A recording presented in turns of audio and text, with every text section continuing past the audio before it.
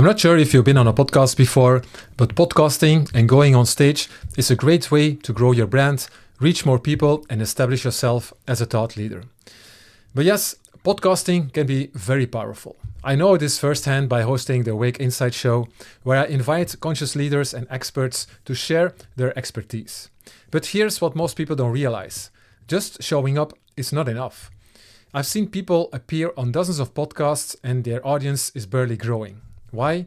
Because they're missing out on one crucial step that turns these opportunities into long-term visibility and growth. And if you've never been on a podcast or a stage before, this is even more important because now you can start the right way. So in this video, I'm going to show you why most podcast and stage appearances don't translate into audience growth, the biggest mistake people make after being featured, a simple system that turns one interview into weeks of content, and how to land bigger opportunities even when you're just starting out. So let's dive in.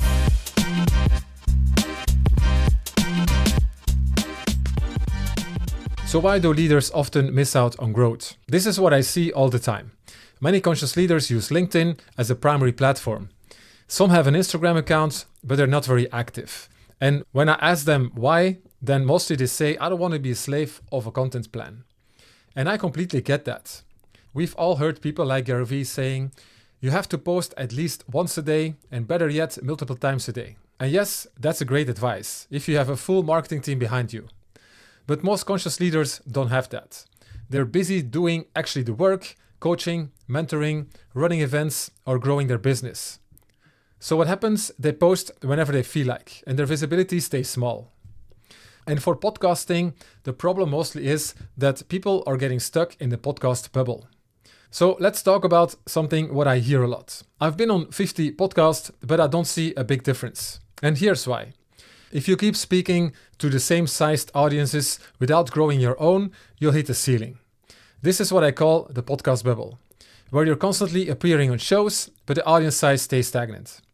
Why does this happen? Because most podcasts, especially niche ones, have a limited reach. And bigger podcasts, the ones with the bigger audiences, they don't only pick the guest based on the expertise, they also look at how big your audience is and how much visibility you can bring to the show. It's a two-way street. If you're growing, then also bigger platforms they want you on. So how do you break out of the podcast bubble? Well, it's very simple. It's just by making sure that your content doesn't end when the podcast ends. So what's really missing here? If you want to make real growth, you need to take every podcast or stage appearances as an opportunity to extend its lifespan, so that instead of just one moment, it keeps working for you in the long term after that it's published.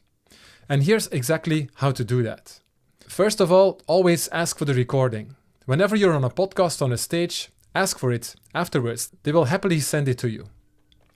For example, on my show Awake Insights, I make sure every guest gets a copy of their episode. Why? Because I know they can use it to build their own brand. If they have a YouTube channel, they can post the whole episode on their own YouTube channels.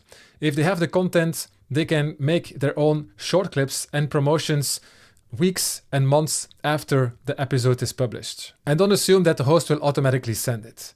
I ask for it most of the time, but I think it's good to ask it yourself as well. Step 2 is use AI and technology to create short-form content. Instead of letting the full episode sit in a folder, extract the key moments and turn them into short-form content. 30 to 60-second clips for Instagram Reels, TikTok, LinkedIn, YouTube. Also, what you can do is you can make powerful quotes that you can turn into graphic posts. And what else is possible is that you can create mini blog posts or carousel posts that break down your best insights. So you see, there is really a lot possible with that only one piece of content that is created. This means that one episode can actually give you 10 pieces of content without you having to record anything new. And if you use AI tools, this process is automated.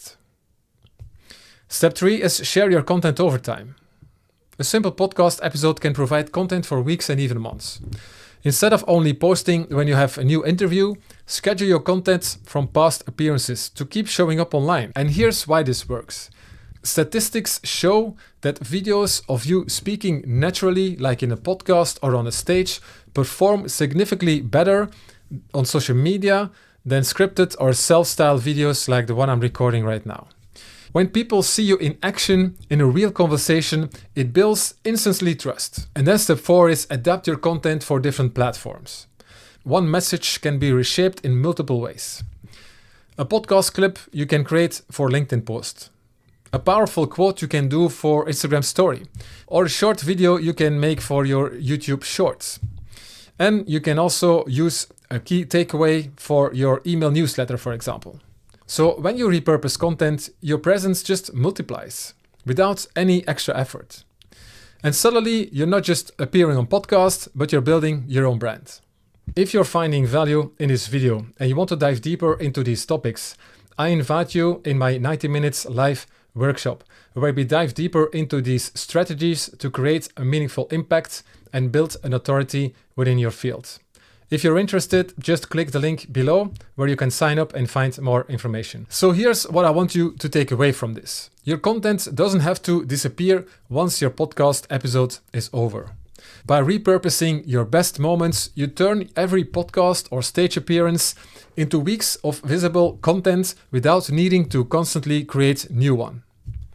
And when you do this, you don't just hope for opportunities, you start attracting them.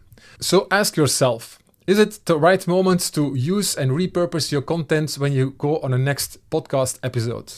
Or will you just leave this opportunity visible on the table? I don't think so, right? If this resonated with you and you want to go deeper in how to build and grow an audience, then watch another video here.